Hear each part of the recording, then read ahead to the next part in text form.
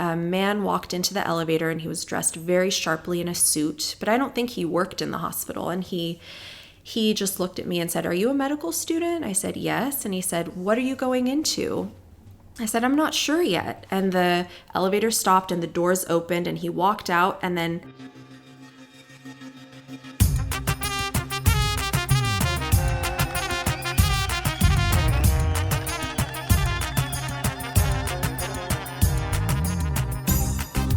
Hey everyone, Peter here with episode 125 of the Assyrian podcast, and I'm so excited about today's episode with Dr. Ohara Aivaz. Ohara is a proud Assyrian and a board-certified dermatologist practicing in Beverly Hills, California. She completed a combined internal medicine and dermatology residency program at Georgetown University in Washington, D.C., and is now double board certified in both dermatology and internal medicine. She has lectured nationally, including invitations to speak at the National Institutes of Health and internationally, and has also authored several articles in peer-reviewed journals. In this interview, you'll learn about her journey through medical school and how she came about to study dermatology. You'll learn about her parents' encouragement from an early age, the importance of Assyrian connection and community, how dermatology requires her to pay the closest attention to her patients, and that time she pulled a parasite from a skull. Now, if you can stomach it, check out her Instagram post from July 13th. We also got into art and my personal favorite topic when I asked her to recall her earliest memory. Check her out on Instagram at oharaivaz.md, OHARAAIVAZ.md. Before we get into this week's interview, Assyrian podcast programming is made possible by Tony Kalogerakis and the injury lawyers of Illinois and New York. If you know anyone that has been in a serious accident, please reach out to Tony Kalogerakis. Tony has been recognized as a top 40 lawyer and a rising star by Super Lawyers publication and has obtained multiple multi-million-dollar awards. Tony can be reached at injuryrights.com or 847-982-9516. And now, here's Ohara.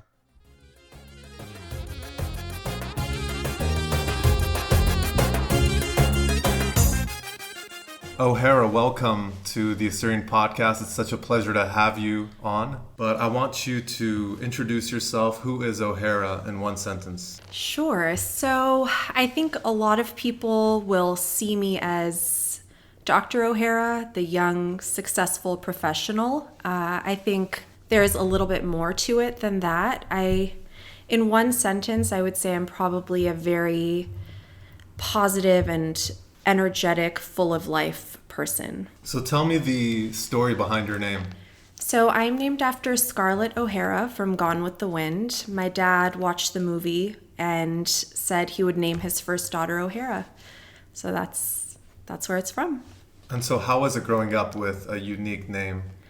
It was interesting. I wasn't crazy about it at first. I think it brought up a lot of questions. People thought I was Irish, or they would expect me to be Irish, and then they would see me and think, okay, she's obviously not Irish.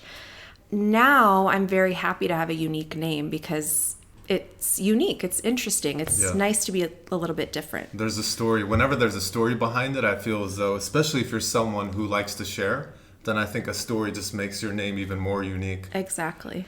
Tell me about growing up. Where did you grow up? Tell me a little bit about the early years. You know, if you have, I like to ask most of my guests, what's your first memory? That's a great question. So I grew up in Palos Verdes, California. It's a small coastal city in Southern California. My earliest memory, I don't know that I've ever thought about my earliest memory. I do remember being very small. Maybe I was 4 years old and my mom had gone to the hospital to deliver my brother. And I remember this feeling of melancholy and sadness, and maybe the best way to describe it is libba chlasta. Like I really, really missed my mom. That's maybe one memory that always stands out to me from my childhood. Yeah. What was it what were you yearning for? I mean, I felt isolated. I mean, as a 4-year-old, your mom is your lifeline. She's your friend, you're the only person you feel connected to, I think maybe outside of your dad. And I didn't have her. And it was probably one of the only times I had been away from her. And I think it's my earliest memory of sadness, like I felt like just lost without her. I don't think I've actually spoken this out loud before. Wow. Yeah. So tell me about growing up. Yes. So growing up, I was very shy and timid. I went to Catholic school, and it was a class of 30, and they were all Irish and Italian kids. And here's Ohara, this Middle Eastern girl with a unibrow, a little bit more fuzz on her legs than she wanted. And I just felt kind of out of place and shy. And I think that never really fully leaves a person, you know? I really liked reading a lot. Actually, my brother and sister did as well. And we were at the library all the time. I remember going into the library with an empty bag and coming out barely being able to hold the bag. And I would read 30 books maybe in a week or 2 weeks. I just loved reading that much. And sometimes after dinner, we were supposed to be studying, and I know my sister and I would sit in the family room and we would hold a big history textbook and then hide a novel in front of it just to be able to keep reading our books. I mean, we were that into reading. Those are some of my, I think, qualities as a child. Was it your parents doing and encouraging reading? Or was it something that you and your siblings just gravitated to? I think we just gravitated to it. My mom put us in a lot of different activities. We played sports, we did tennis, we went to art camps, karate class.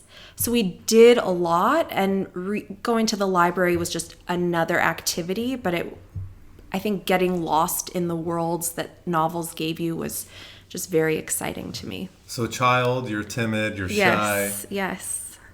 How do you break out of that shell as a teenager or later on in your adult life? I was later on in college, probably. I finally came out of my shell. I felt independent, and I was working towards something. I was working towards a degree and meeting different people. And I think that's sort of where I started to open up and blossom. I sought the help of 3 individuals to procure the set of questions that I have for you. Okay. I've added a few, but Okay. I think, I'm certain that these 3 people know you, or at some point in your life have been there with you or have experienced you. Okay. Tell me about the importance of your family and being Assyrian. Yes. So they're both very important to me. I think as I've gotten older, what I've realized is that you are rich beyond measure if you have your health and if you have a family that you care about and they care about you. You can't ask for more from the world. And being Assyrian is also such a special thing. We have this warmth and vibrance in our culture that I think not a lot of other cultures give you. And on top of that, I think Nora Lacey said it best at convention last year. She said, we have the DNA of some really remarkable people. We are, in some way, their ancestors, the ancestors of people who created the first library. And I think that we can really do great things if we put our mind to it. And I think we're in a little bit of, we're experiencing a paradigm shift right now with, the celebration of art and culture and even the Assyrian podcast. I mean, we're doing really great things as an Assyrian nation now. So I'm excited for the future of Assyrians. And Assyrians and family are connected, right? So Assyrians emphasize family. And I think that's a part of the beauty of our culture is we make it so that we always feel like we have a family and our family has our back. Yeah. So it's all connected. It's beautiful. Yeah, and I've noticed, when a single adult or, a young married couple moves to an area where there aren't any Assyrians, I think the first thing that they do is seek out, the possibility, are there other Assyrians around here? Because there's always that, although maybe these 2 people don't know each other, but the common ground, the common denominator being Assyrian, there's that connection, like you've known this person for your whole life. I mean, I experienced that. Not only is this something that we have thought this only happens in the East, but it's come over with us to the West, that kind of hospitality, that connection. When did you realize that you wanted to attend medical school? I realized when I was in college, actually. So I grew up not really knowing what I wanted to do. I didn't have much direction, to be honest. I think for a long time when I was younger, I would look at cashiers kind of pushing buttons at the supermarket. Cash registers back then were pretty antiquated. And I just loved this idea of pushing buttons as a career. And I always wanted to be a cashier. And then I got to college and I was interested in psychology. I took a psychology class in high school and I liked it. So I thought maybe I'll do psychology. And one of the requirements in undergrad to pursue a career in psychology was to take a genetics course. And I did. And I thought the human body was just fascinating. Like a little blip in your DNA can cause cancer. A blip somewhere else can give you a very rare disease where your arms and legs are flailing around and you have no control over them. I thought that was fascinating. And so I didn't think much further about it. I just said, I'm going to go to med school and learn about the human body and how it works. So that's how it happened. Where did you do undergrad? I was at UC Irvine. So you were close to home? I was about an hour away from home. Did you go back often? Like weekends or? I have family in Orange County, which is where Irvine is. So I would probably see some member of my family once a week, whether it was my aunts or grandparents in Orange County or going back home to visit my parents. One of my closest friends, Joe Donavi, has gone through medical school. I even drove him to his interview. And I still remember that day fondly. I would always ask him about his experience, from day one. Mm-hmm. And so what I want to ask you is, how was your experience throughout medical school? How did you stay disciplined? Medical school is 4 years, and the first 2 years you're mostly in the classroom, and then you take a big exam between your second and third year, and your third and fourth year you're in the hospital. You're functioning as a member of a group who takes care of patients. So the first 2 years were extremely challenging. I spent all day either in the classroom or in the library. I lived in a house with 3 other girls who were med students with me at Georgetown. So in that sense, I had a good social group, but we were always just studying. Can you give the listeners context as to where Georgetown is? Georgetown is an area in Washington, D.C. So the first 2 years were honestly miserable. We didn't have many breaks. I missed a lot of weddings. I missed a lot of engagement parties, vacations, because I was studying all the time. And we would have a cluster of exams, and then my classmates and I would go out maybe for a weekend, and then that's it. Then you're back to studying. So I spent 2 years that way. The last 2 years I found much more fun. It was nice to be part of a group and finally taking the skills you learned in the classroom to take care of patients. That's kind of what I had been waiting to do. And it's also very interesting being in a hospital where everybody's young. I mean, there's medical students and residents, and everybody's in their 20s and 30s. While it's a very serious environment, it's also kind of social because you're with these young people all day long. So to me, it was a much more fun environment. You're working hard, but you're also surrounded by like-minded people, and you're all working towards the same goal. During the first 2 years, how did you overcome adversity, or did you ever question yourself, like, will I be able to get through this? I mean, what was your mindset as you came across a hurdle? School was never very hard for me. Through high school and college, I did well, and I don't think I worked very hard, but it came to me. And when I got to medical school, it was a very, very challenging experience, and I had never faced that before, in school at least. And so I remember there was one point in the middle of my first year that I called home crying, and I said, I don't think I can do this. I think I want to quit. This is too hard. Because it was. I mean, imagine being confined in a room or in a library 10 hours a day, 7 days a week for months on end. It's exhausting.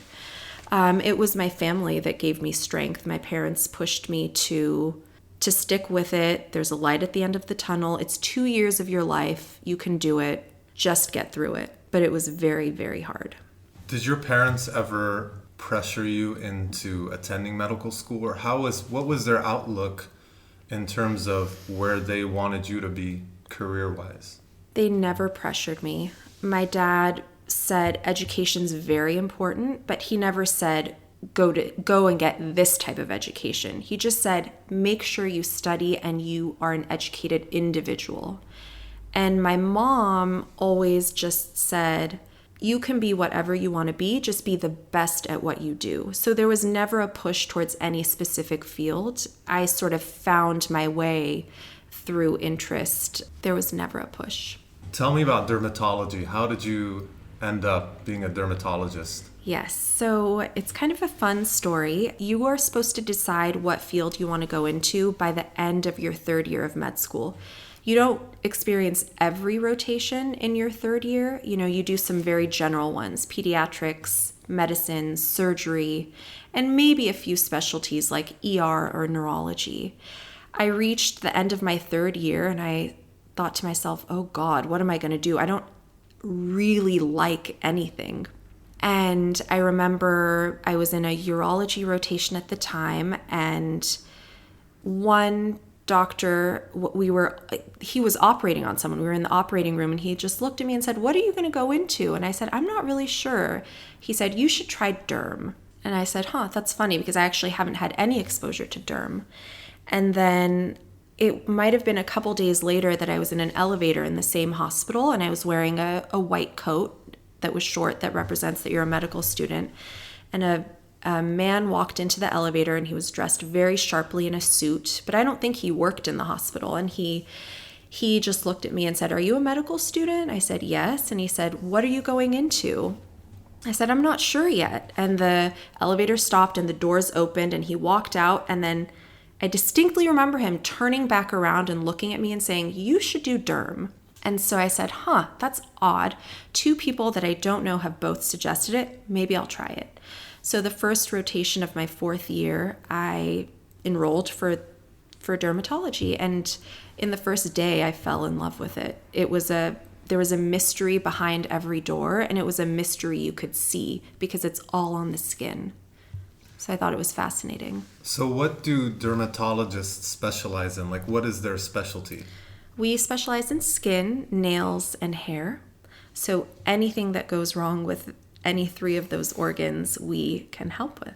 What's one thing you wish you had known when you began your career? It's not necessarily a deterrent, but it was something I didn't know, and that is that a dermatologist is actually half dermatologist and half therapist. A lot of patients come to me for total body skin examinations. So I'm checking them for moles and skin cancers. And it's a kind of uncomfortable exam because it's very thorough. It lasts 5 or 10 minutes and they're completely undressed while I'm examining them. So I tend to make small talk with them to kind of try to relax the mood of the room. And it's just amazing how much detail people will get into about their private lives. So I will hear about their extramarital affairs, their history of child abuse, you name it, the most intimate details of their life come out. And then... they're standing right there naked, essentially, so they're essentially, it is, I guess. And then they just take it to another level. And I swear, they come back, and it's not really to talk about their skin. It's more to follow up with the issues that we had talked about during our initial meeting. So truly, I'm like a therapist, which is, I feel very privileged to be able to help them with their problems. It's nice because you feel like you're treating the whole person, not just one aspect of them. Do you think this applies to all doctors, or is this something that is specific to your cohort of dermatologists, or is this you? I really think it's dermatologists in general. I do wonder if a part of it is me because I do tend to be more soft-spoken and I'm a listener. And so people do, even outside of the office, tend to open up to me. But a lot of dermatologists do share that sentiment. What are some crazy things you've seen in the field? I think you posted a video of you pulling a parasite out of someone's skull, or a Yes. photo of doing that. Yes. So that was a pretty interesting story. This man came to me actually at the very beginning of the lockdown, and at that point, I was seeing patients once a week, maybe 2 or 3 patients a day. I mean, nobody was coming into the office, and this man was put on my schedule. And when I checked the schedule, there's a little blurb next to their name that says why they're coming in. And it said, came from the Amazon, now has draining nodule on scalp. And draining nodule means there's a bump on the scalp that's oozing some liquid. And so I said, I know what this is. I'm going to record it because it's going to be amazing. Did you seek his permission to record? Of course, I always do. I can never record them or put it on social media without their permission. Is that a formal process, like to seek their permission, or is just asking? I ask and they have to sign some documents.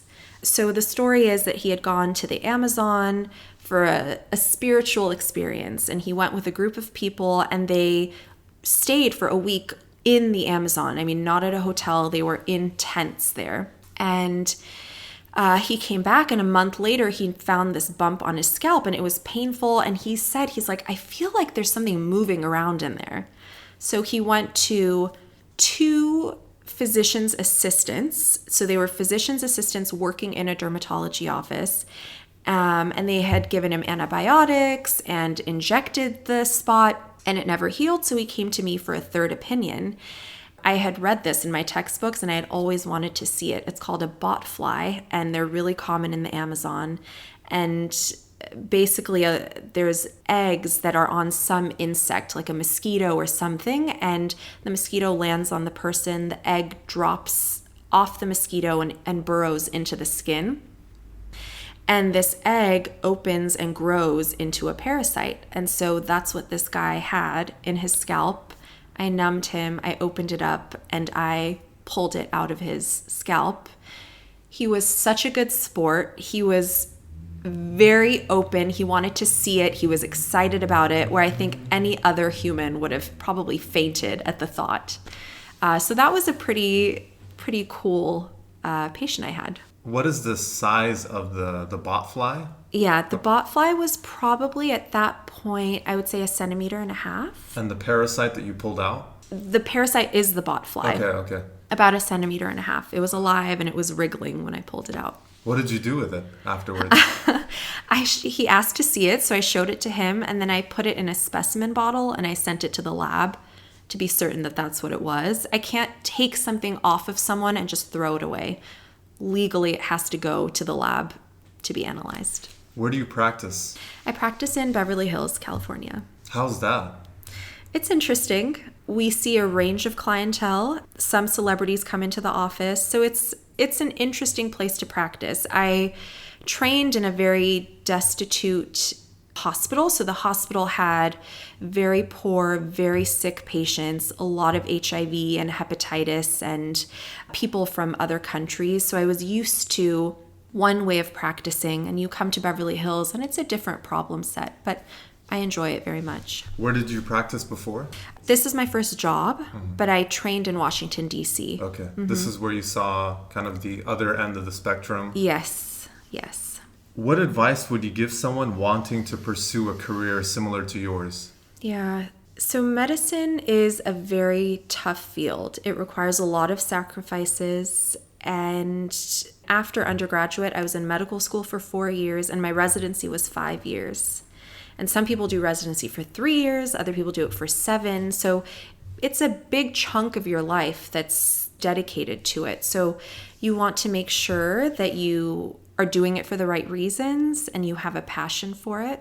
And I think it's really hard for somebody in their late teens, early 20s to figure that out. So I always say, talk to as many doctors as you can, ask questions, make sure you ask doctors who are in different stages of their career, so young, old, ask them if they're happy, ask them what they regret, ask them what their lifestyle is like, how much free time do they have, and really try to figure out what life will be like as a physician. Knowledge is power. So if you have the knowledge and know how these doctors live, how they practice, who they deal with, it might help somebody considering medicine make the right decision. What are some common myths about your profession or field that you want to debunk? Okay, there's two. Only two? Two that I'll get At into least today. two? Yes. I'm open to getting into more. Yeah, well, let's start with these. So one is that only people with white skin can get skin cancer. It's not true. People who have olive skin like ours can get skin cancer, and people with dark skin. I have a lot of Black patients who have had skin cancer as well. You know, I think back to the pools at convention and people with these terrible sunburns on their backs and shoulders. Please wear sunscreen because Assyrians can get skin cancer too. So that's one. What's the recommended SPF? SPF 50 or above. Reapply every 2 hours, especially if you're sweating or getting wet. And make sure to cover your ears and your face with a cap.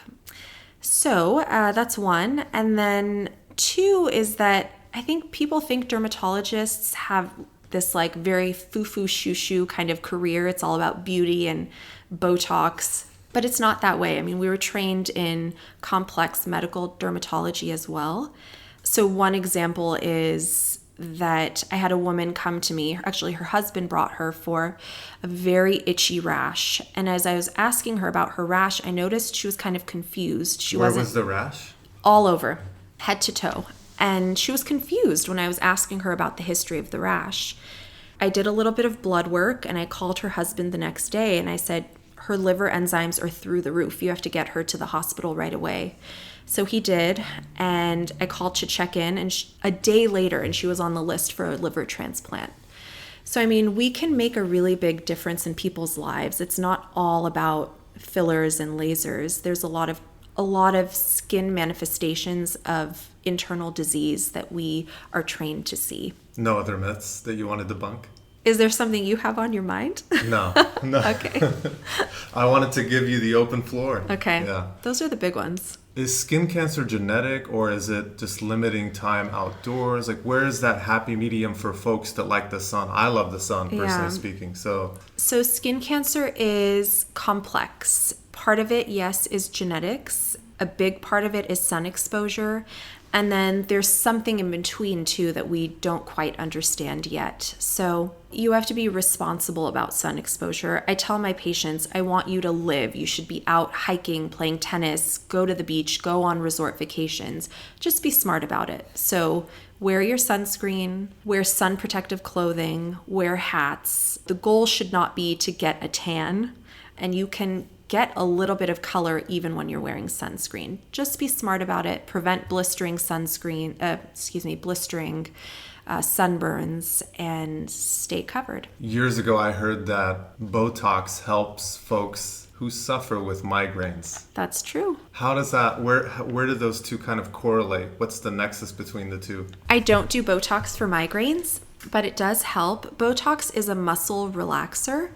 Some people get tension headaches, which is caused by basically too much tension and stress in the muscles that are on the scalp or in the neck or shoulders, or believe it or not, even in the jawline. So any sort of tension or clenching can lead to headaches. So Botox is injected by neurologists for migraines, basically to relieve the tension in those muscles because it relaxes the muscles. I take good care of my skin. Okay. At least I think I do. You have great skin. Thank you. Yeah.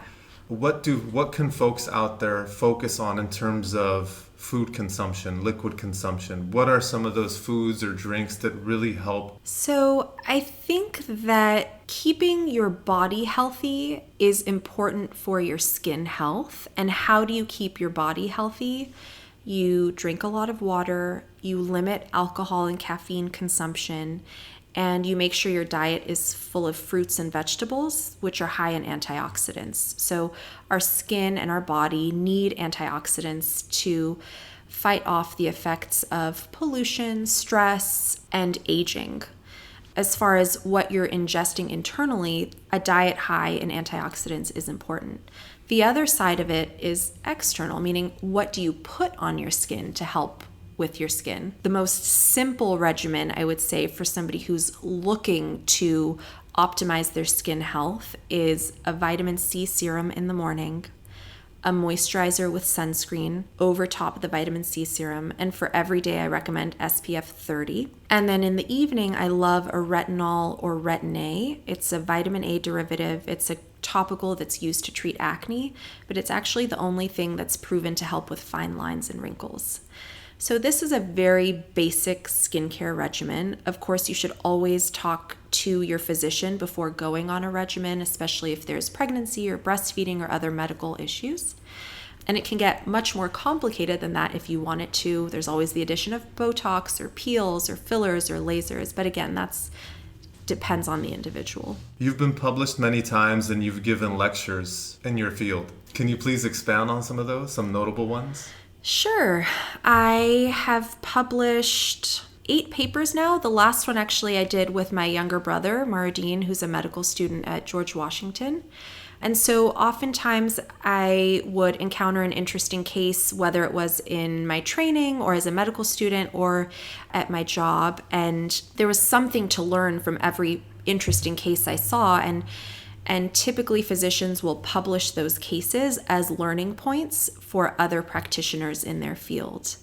Probably the most notable one I did was when I did a 1-month rotation at the NIH, which is the National Institutes of Health in Bethesda, Maryland. And I did that as part of my training at Georgetown. And there's a rare genetic syndrome called Birt-Hogg-Dubé syndrome. And the NIH had a special cohort of these patients, and we wrote up some interesting findings that we found in a series of those patients. That was probably my most special publication. Can you go into this syndrome? So Birt-Hogg-Dubé syndrome is a rare genetic condition, and these patients get very classic growths on the skin. There are these white bumps called fibrofolliculomas. With that, they also get cysts in their lungs that can pop and cause, it's really a pulmonary emergency. These patients can't breathe. And people who have this syndrome have an increased risk of kidney cancer.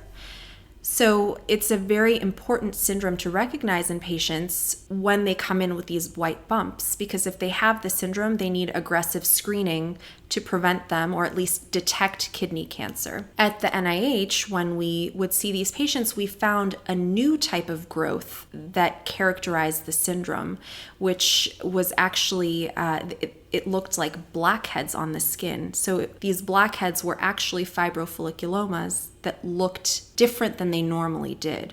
So we basically added a new diagnostic criteria to that syndrome. What are the best resources that have helped you along your journey into dermatology and now as you practice? I would say that my parents have been the most influential resource for me because they really dedicated their lives to me and to my siblings. I look at them like a treasure box filled with pearls, like pearls of wisdom, pearls of hope, pearls of encouragement, of self-reliance. They have given me a lot of tools that I think have helped me be the best version of myself. For that, I'm forever grateful. I feel truly blessed to have the parents I have. Would you say that your job is high demanding? It is high demanding. In dermatology, we're expected to see a lot of patients. So sometimes I see upwards of 30 patients a day.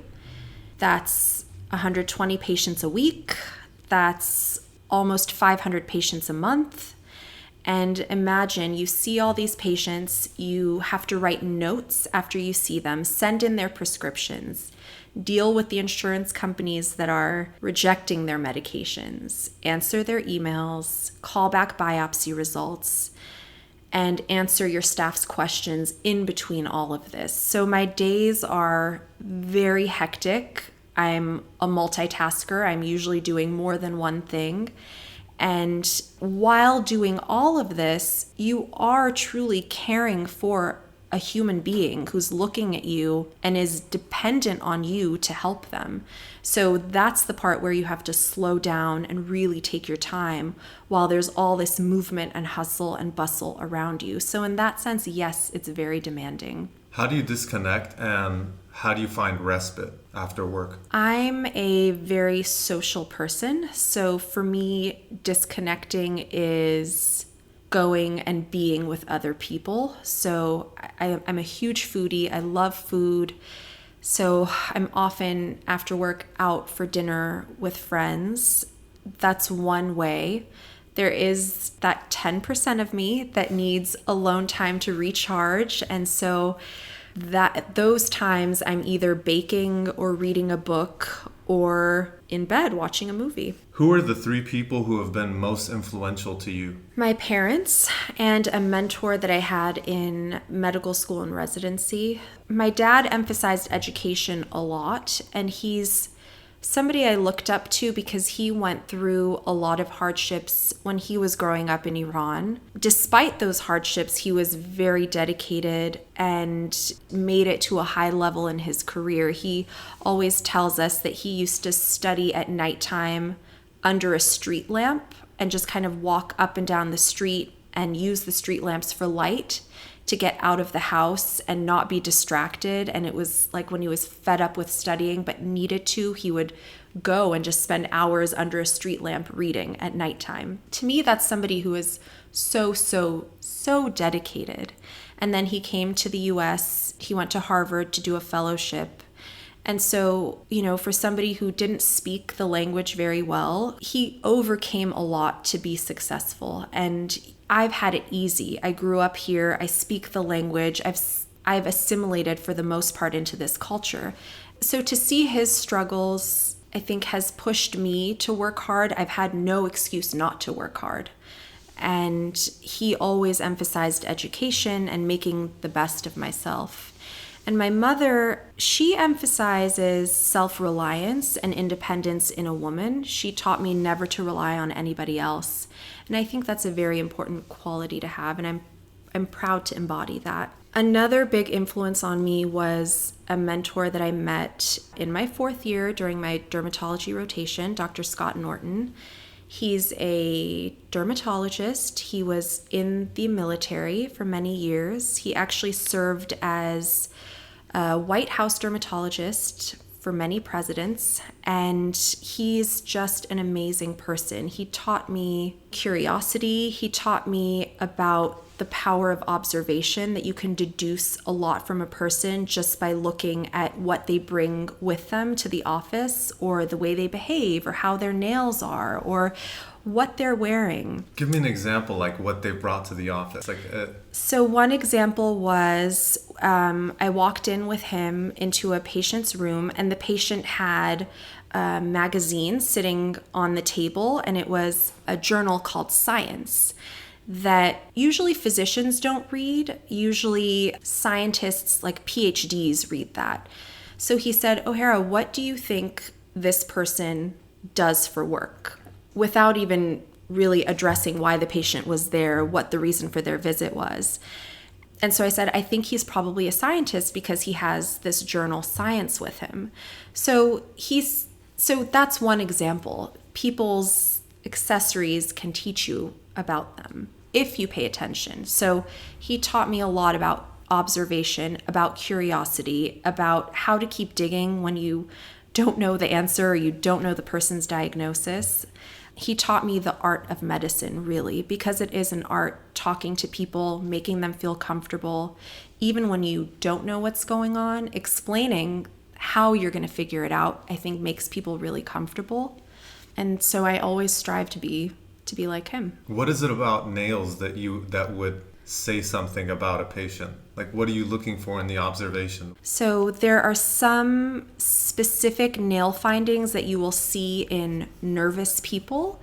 There's some tics that people have that make it so that they're constantly picking at a thumbnail in a very specific direction. It's called a habit tic deformity. So that can be a clue that this person has high anxiety and maybe they need a little bit more reassurance during the visit.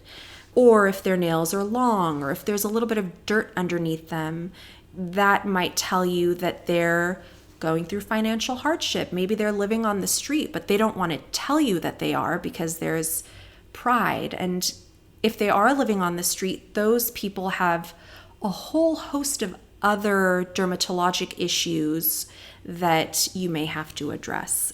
If you weren't a dermatologist, what would you be doing otherwise? I think I would have gone to culinary school and been a pastry chef somewhere, or maybe had my own bakery. So you love baking? I really love it. You have a sweet tooth? A big sweet tooth. Thankfully, I work out a lot, so there's a good balance. So you graciously hosted me for this interview in your house, and I notice a lot of art. What in art inspires you? I think there's a lot in art that can inspire you. Some paintings or some photos evoke a memory that's important to you or symbolic to you. Some art is shocking, and I think sometimes people expect me to be a certain way because I'm a physician, maybe more on the conservative side. So I like art that's a little bit daring because it's unexpected. And then some things are just fun and they're conversation starters. And some art makes you think, how could anybody have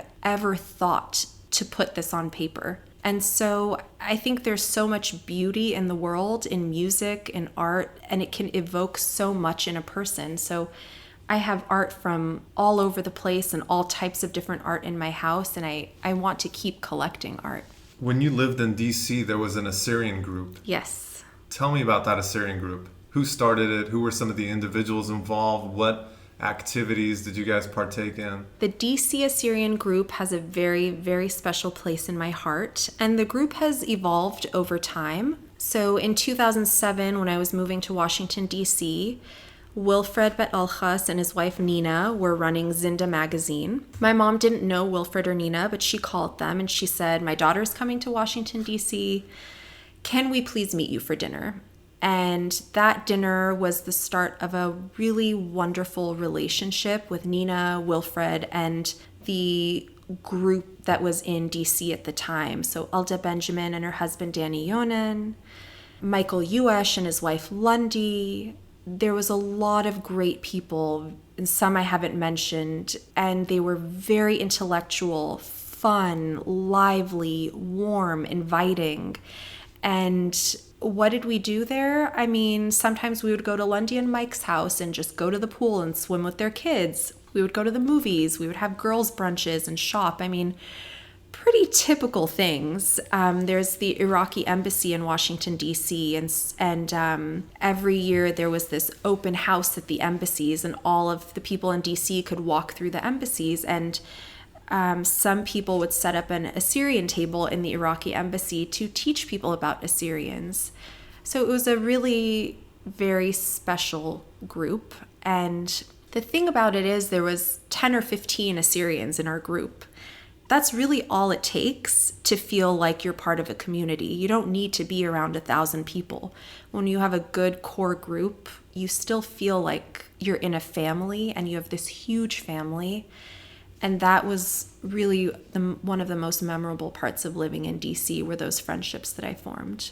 How do you stay connected to your roots? I think practicing speaking Assyrian's one way that I try to stay connected. I think it's a critical part of being Assyrian is hanging on to our language. And it's tough because when you see another Assyrian, I think you automatically speak English, when really it should be that you're interacting as much as possible in your native language. The other thing is that I speak with my grandparents a lot about their histories and their stories and even the foods they make, because I think there's so much of our culture that's not documented. It's just passed on through oral tradition, and it's not just history, it's other things like food, like customs, like myths that stay with us and are a way to stay connected to our history. If you could step into my shoes, what would you have asked yourself that I didn't? I think that's a tough question. It's so hard to, a person's more than just questions. So I think you did a good job, unless you have any really burning questions that you want to ask. I like to keep an open forum, like an active conversation. Yeah. Favorite Assyrian singer? Walter Aziz. Why? In my home, my parents didn't really listen to Assyrian music, so I didn't grow up around it very much. I somehow came across Walter Aziz and I bought his CD and I used to play it over and over and over again. قرب الولي أنا منه كيف هالشليات اللي دبنه لأن وصوايا مزيت تشبره عين طليطات لهيج خبره تليتا بقادر ونتدالو تورا قلب الناشي شلتو دم مقام قارش لي كسلو اقاضيلي لوا شبرو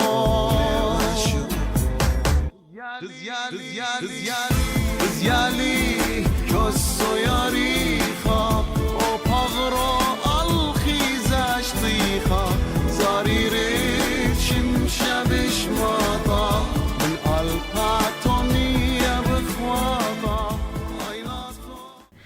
I think that might have been one of the first times that I felt really connected to Assyrians was listening to his music.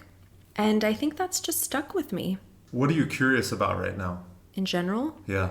That's such a good question. I think what I'm most curious about now is how successful people become successful.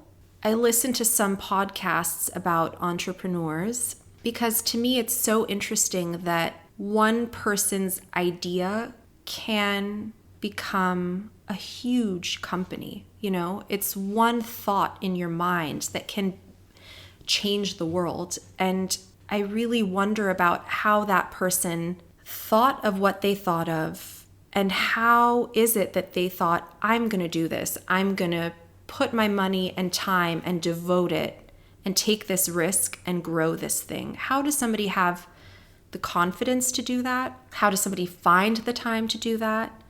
And how do they feel once they accomplish that? What's the name of the podcast? Skimmed from the couch. What's your biggest failure and what did you learn from it? So not to sound contrived, but I don't think I've had a failure as of yet. Thank God. There's plenty of time for me to have one though, I'm sure. I do think that in life there are things you can control and things that you can't control. For the things that are in your control, I work very, very hard to make sure that I have the desired outcome. So whether it's, skipping a weekend trip to study for an exam or staying up late to prep for an interview, I will do everything in my power to make sure I get what I want. And then there are things that are not in your control. And for those, I sort of try to embody this philosophy called amor fati, meaning love your fate. Something happens, you didn't want it to happen, but you accept it, you learn from it, and you move on. Easier said than done, but I think that people who are resilient try to keep this positive attitude. Mindset. I want to go back to dermatology. Okay. Are there instances where you give bad news to patients, and how do you present that bad news? So yes, there are. I diagnose melanoma, which is a life-threatening skin cancer. It does have the potential to spread to other parts of the body and kill a person. It's a very scary diagnosis to give or to receive. And a lot of my melanoma patients are young. They're in their 20s and 30s. I also tend to have to diagnose lymphomas of the skin from time to time. So there are some skin rashes that are actually lymphomas, a type of lymphoma. So the way I approach that is I usually set the stage when I'm doing a biopsy. I will say I'm very concerned about this mole I'm taking off. I worry that it could be a melanoma. The reason I do that is because I think that a person needs time to digest that. And when you tell them before the biopsy, you're basically explaining why you're removing something, why they need the biopsy. It gives them time to go and research the diagnosis. And then when you call them, when you get the biopsy results back, it's not a huge shock. They've done reading and they're able to ask the questions they need to ask. Whereas if you do it another way, meaning you do the biopsy, you say, I'm not so worried about this. You take the biopsy and you call them with their results over the phone. It's a huge, huge shock to people. So I like to prep them that way a little bit. I do like to bring people into the office to give them the diagnosis face to face. A lot of times that's hard because their schedules don't allow for it. What's helpful about that dynamic when you bring them face to face? They feel connected, meaning that they can see my sympathetic look. I know that they're suffering based on their body language and their signals. So there's just more of, I think they feel more of a support when it's face to face. Plus, I like to use diagrams and charts to talk about what the next steps are. And so that's very helpful for patients to be able to visualize what's going on in their skin and what the staging is and what next steps are when you have props that you can use in the office. So you got to go slow. It's a shock to them. They don't know what questions to ask. They miss half of what you're telling them. So you got to go slow, explain things, take pauses, let them ask questions. I usually will have pamphlets of information to give them so they have something that I know has accurate information that they can read about at home, because Google's filled with misinformation. And then I tell them, please feel free to call me, and I'm available for them by email or telephone when they go home and do more research. Earlier you told the story about the gentleman in the elevator who was very well dressed. Yes. And who turned around to tell you to study derm. Did you ever find out who he was? Never ever found out who he was and never saw him again. But I do feel thankful for having met him, and I do sometimes feel it was almost a supernatural experience. Do you remember him? Like how he looked? I do. He was very good looking, Hispanic, dark hair, very sharply dressed, medium build, and a confident person. Ohara, we have listeners from all over the world. If you had one thing to say to them, what would it be? Well, I would say two things. I would say, if it is to be, it's up to me. So if you want to do something, do it, because it's never going to get done otherwise. And remember that you have a community of Assyrians all around the world who have connections, power, influence, advice. And I think the beauty of our culture is we are always so open and willing to help each other.